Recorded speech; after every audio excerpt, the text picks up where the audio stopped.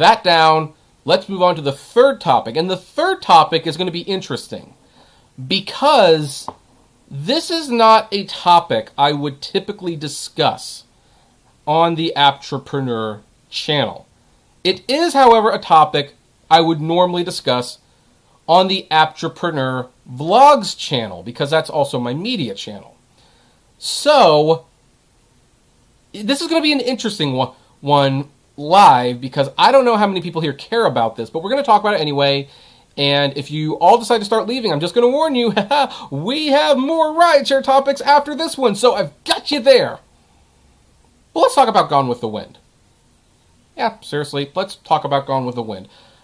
I know it's not a very manly thing to say, but I love Gone with the Wind. I think Gone with the Wind is one of the greatest movies ever made. Not only with a storyline, but with the epicness, the scope, the filming, the classic dialogue. I mean, Gone with the Wind still has one of the best uses of color. You know, when they're standing over, you know, looking over the south and like the reds and the greens, and it's just I like this movie so much. Like let me just show what a nerd I am. I have this ultimate 70th anniversary of Gone with the Wind, and this was bought like over 10 years ago. This is like a more than 80-year-old movie, and I mean, just look at that. This is. I'm gonna make a video about the set of this. So I love Gone with the Wind. That said, I'm gonna have to acknowledge what everyone who loves old movies usually have to acknowledge. There are some problems with the movie, politically speaking. Gone with the Wind, as my college teacher so elegantly put, is the ultimate movie of the great and perfect South where everything was perfect until the Civil War came and just screwed everything up. That's one of the underlying themes of Gone with the Wind. Now, Gone with the Wind is about a lot of things. It's also about a spoiled rich girl who loses everything and uses her love life to basically reclaim status in the world. I mean, there's a lot going on in this movie, but yeah, it's pretty clear it's about the Civil War, and the movie kind of has an opinion that, you know, the South was a really awesome place before the Civil War came and ruined everything, and especially in today's climate, that can be a problem. Now, the reason we're discussing this is because John Ridley, a screenwriter who I happen to respect quite a bit, wrote this op-ed piece for the Los Angeles Times, and it's titled, "Hey, HBO, Gone with the Wind romanticizes the horrors of slavery. Take it off your platform now." Now, there's a lot to unpack in that sentence. First of all, he says that Gone with the Wind romanticizes the horrors of slavery. Yeah, I'm not gonna disagree with that. It totally romanticizes the horrors of slavery. Like that is one of the main social problems the movie has. It probably is the biggest one, in fact. But then you have the other one. Take it off your platform now. And this is where I start getting a little frustrated. You see, one of my big concerns with all these streaming services, whether it be Netflix, Disney Plus, or HBO Max, or even Crunchyroll, is that when you have a modern audience with modern sensibilities, they're not always watching movies the way I watch movies. For example, when I watch like Vertigo, Alfred Hitchcock's Vertigo, which is a classic film by every definition, to a modern audience, it is especially creepy that Jimmy Stewart is obsessing over this woman, and he's making her dress a certain way, and he's kind of molding her to fit his image. Which, by the way, I think the movie itself acknowledges that it's creepy, but here's the thing. To a modern audience, when they watch something like that, it is especially unsettling. But back then, it wasn't as unsettling because women just did that for some men. Now, we know years later that is a problem. That is a problem, and this behavior is not acceptable. And again, in the movie, it technically wasn't acceptable. But that movie will offend people. But when I'm watching at it, I'm watching like, okay, this was made 60, 50, something, whatever years ago. This was not as much of an eyebrow raiser. It was enough of an eyebrow raiser to still create tension in the movie, but you know, there was a lot of submissive wives in movies back then, and girlfriends. So you just kind of accept, well, context, that's how movies were back then. And some people thought it was okay, and unfortunately there's just nothing you can do about that. You can choose not to make movies like that anymore. It's the same thing with Gone with the Wind. This movie is over 80 years old. I believe it was 1940 or 1939, something like that. And so there was, at the time, still some sentiment that, you know, we had ruined the South with the Civil War, and that is one of the reasons Gone with the Wind did catch on. So it is problematic in that regard. But when you ignore things like that, and you're looking at what else the movie's about, it's grand, it's epic, it's colorful. You know, Scarlett O'Hara is just one of those protagonists that you love to hate.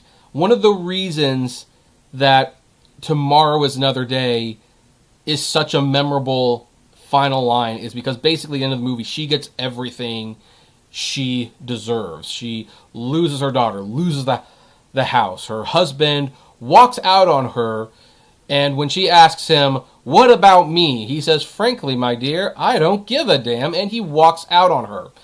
But she is determined not to let any of this keep her down. So, hey, today we lick our wounds, but tomorrow is another day. Hey, that's a great scene. It really is.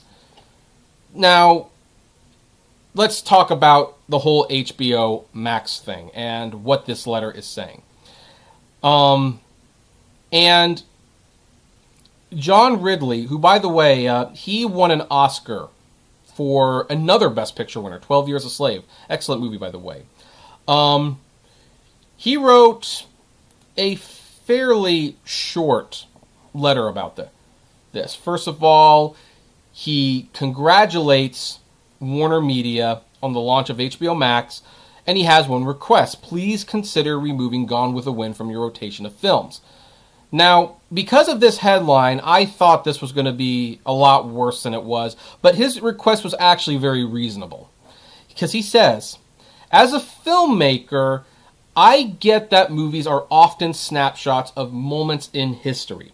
They reflect not only the attitudes and opinions of those involved in their creation, but also those of the prevailing culture.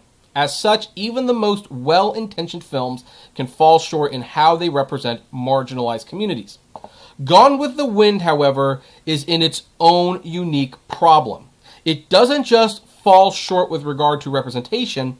It is a film that glorifies the antebellum South. It is a film that, when it is not ignoring the horrors of slavery, and it really does, pauses only to perpetuate some of the most painful stereotypes of people of color. It is a film that, as part of the narrative of the Lost Cause, romanticizes the Confederacy in a way that continues to give legitimacy to the notion that the secession movement was something more or better or more noble than what it was. A bloody insurrection to maintain the right to own, sell, and buy human beings. Now then, again, he's not wrong in any of this. This is actually all right. He's correct. And so I could certainly understand why that would be a problem. It is a problem. And this is where I give him a lot of credit because unlike what this headline says, like this, and the headline is the main reason I have a problem with this, but he continues at one point, let me be real clear. I don't believe in censorship. I don't think Gone with the Wind should be relegated to a vault in Burbank. I would just ask, after a respectful amount of time has passed, that the film be reintroduced to the HBO Max platform along with other films that give a more broad-based and complete picture of what slavery and the Confederacy truly were. Or perhaps it could be paired with conversations about narratives and why it's important to have many voices sharing different stories from different perspectives rather than merely those reinforcing the views of the prevailing culture. Currently, there is not even a warning or disclaimer preceding the film. And by the way, it should also be noted, Gone with the Wind is rated G. So, take from that what you will. I know taking down a film, particularly a classic Hollywood film, seems like a big request, but it's not nearly as big a demand as when your children ask whether they can join protests in the streets against racial intolerance, or when they come to you wanting to know what you did to make the world a better place. Now, here's the thing. I disagree with this headline because it comes off as like, I am demanding you do this.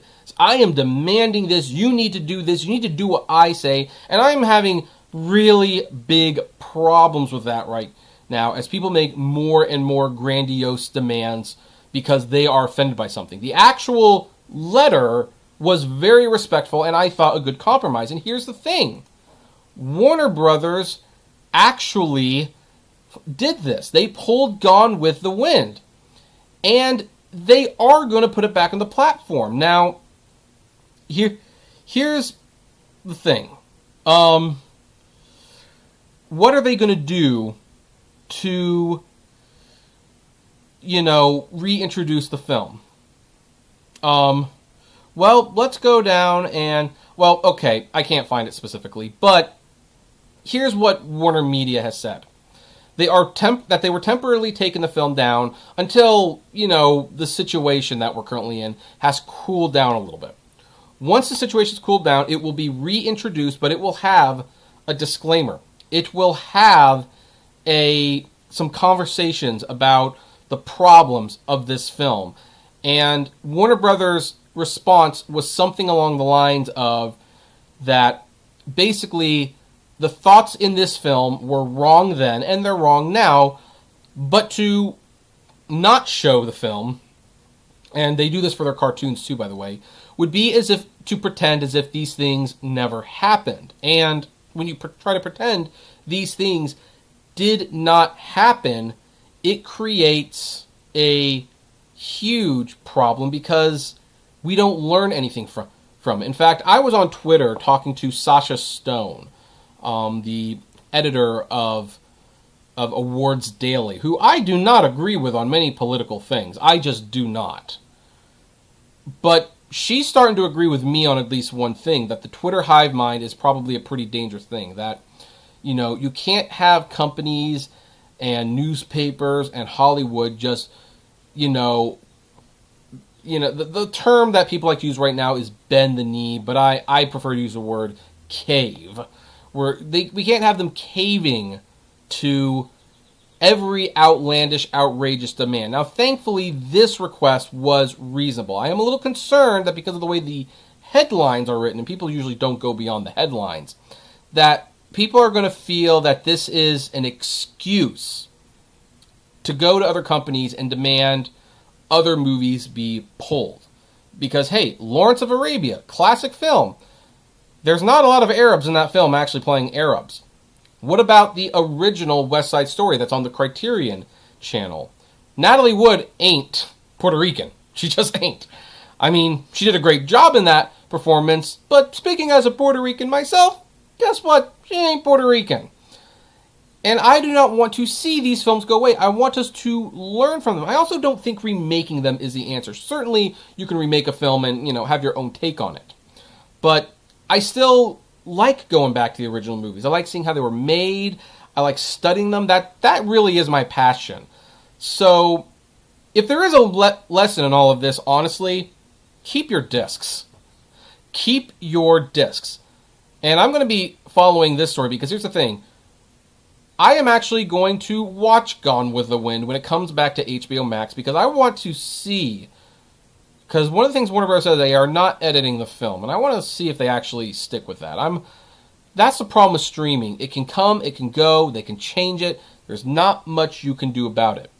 But on a final note of this, before we move on to the next couple topics on the list. I find the timing of this story to be especially interesting because today would have been Hattie McDaniel's 125th birthday. For those of you who are not aware of Hattie McDaniel, this is her. And Gone with the Wind, one of the real sticking points between the African American community and Gone with the Wind is that Gone with the Wind is important because it was the first time a black actor or actress had won a competitive Oscar. Hattie McDaniel became the first woman of color to win Best Supporting Actress for her role as Mammy. And, by the way, she was up against one of her co-stars, Olivia de Havilland, for the same movie, and de Havilland was considered the front runner to win this award. And in a situation that was very Rosa Parks-ish like, when she was nominated, the studio had to fight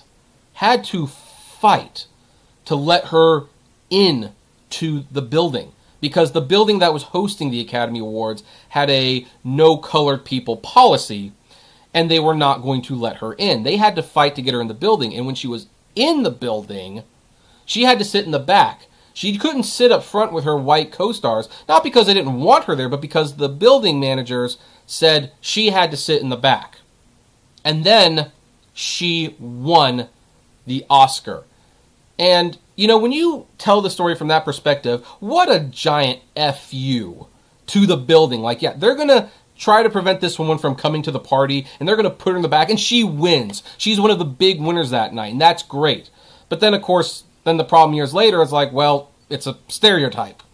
Mammy is a stereotype. And that was the first Academy Award winner for an African American. And yeah, so it is such a messy situation when you really stop and look at it this way. But it would have been her 125th birthday. Of course, she's no longer with us. But she did leave a mark on history, and we're still talking about her. So I think that's really cool. Anyway, that was a loaded one. What do any of you think? Please keep your comments kind. Like, I mean, if someone is offended by this movie, they're not wrong to be offended by this movie. And if they love this movie, they're not wrong to love the movie. But what do you think about this whole situation? Do you think HBO Max did the right thing? Comment below, like, favorite, share, subscribe, and flame responsibly.